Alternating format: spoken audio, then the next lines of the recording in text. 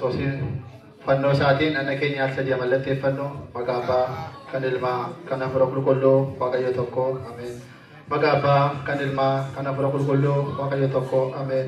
Maqaa kan ilmaa kan afura qulqulluu waaqayyo tokko ameen. Kabajamoo abbaa keenya luba Saamu'eel akkasuma obboloota koo daaqonoota abbooliin armooliin qeerroof qarreen ijoolleen xixiqqoon hundumti keessanii akkasuma karaa sooshaal miidiyaalee warroonni du'achaa jirtanii hundumti keessanii bakka jirtan teessanii nagaan waaqayyoo isiniif haa baay'atu akkam bultanii akkam turtanii akkam ooltanii hayee maqaan waaqayyoo abbaa keenyaa kan kabajameef kan eebbifamee nuuf haa ta'u akkasuma maqaa isaa waamnee maqaa ishee kan hin daganne haadha waaqayyoo dubaroo maariyaam kan galateeffamteef kan eebbifamte nuuf haa taatu. Guyyaarraa akkuma beekamu gaa torban meeqa keessaa sokke? Shantee? Maal sokke dasame gara malee fiigee gaa? Meeqatu sokke warra moolii? Sadii sokkeedhaan.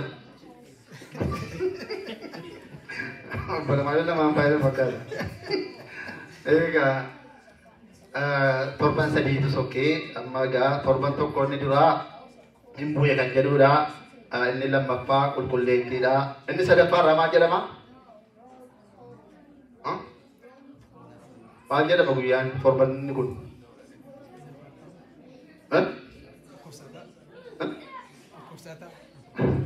Giizii isaa matsaaguu jedhama. Matsaaguun guyyichi yookaan immoo torbanichaadha. Gayyuu torbanichi torban dhukkubsattoonni itti fayyanidha. Maaliif as keessas ta'ee eessa yoo jiraate waaqayyo kan inni gochuu danda'u bakka dhukkubsate tokko namni tokko yoo dhukkubsate torban kana keessa guyyaa dhukkubsatoonni hundumtuu itti fayyanidha. Akka seenaatti dubbateedha wangeela keessaa wangeela sirrii dubbifame dhageessaniittu waggaa 38 namicha dhukkubsate tokkotu biyya Yihuudootaa keessaa jedha. Yihuudoonni egaa guyyaa sana illee maal jedhan yeroonni kayiitii dhaqee siree kee nama waggaa 38 dhukkubsate ilaalaa egaa kayiitii siree kee badhu ka'e immoo jedhan qalbii fakkaatu. Maalli kun waggaa 38 nama gaggalagashaa ture yookaan immoo hoom keerii minaaflee hin turre manuma isaa kee gaggalataa ture sababa ta'eefi garuu namni tokko gaafa dhaqee kayi siree kee qabadhuuti kayi bishaan sana keessa dhaqee immoo jedhu amanuu hin danda'u hin cimu. Garuu waaqayyoo kan dadhabamu hin jiru. Kai siree kee fudhadhu ka'e nama na gargaaruu qabu gooftaa jennaan kai fudhadhu ka'e ittiin jedhee baadhatee ka'e. Utuu namni dhaqee bishaan sana keessa hin cuubamin dhaqee fi cuubamu ittiin jedhee dhaqee fayyina bara baraa ittiin argatee jechuudha. Yeroo sana siree keessa baattee maal deemtan warri Yihuudootaa isaan immoo suluma iyyuu gooftaa Yesuus Kiristoosiin mikinaata irratti funaananii waan tokko irratti funaananii isa gaa yeroo hundumaa akka nama hamaatti fudhatanii sababa deemaniif maaliif akkas jetta maaliif guyyaa sanbataatiin siree baattee deemtan Musaan jedhanii waaqayyootu na ergee jenne nama bira dhaqee fayyis illee hin barre jechuudha edda fayyee booda waa'ee Kiristoosiin ibsuutti ga'e.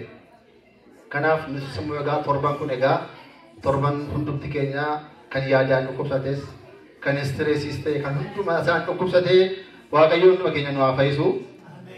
Ayin egaa kadhannaa keenya akkuma beekamu kidaaniidhaan nu saaqameera amma kanatti taasisuudhaan immoo faarfannaa tokko mana keessaa faarfannee gara faarfattootaatti immoo ceena jechuudha.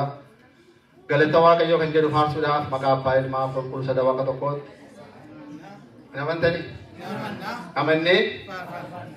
Galata waaqayyoo guyyaarraa eebbisee nuuf kennee galata waaqayyoo.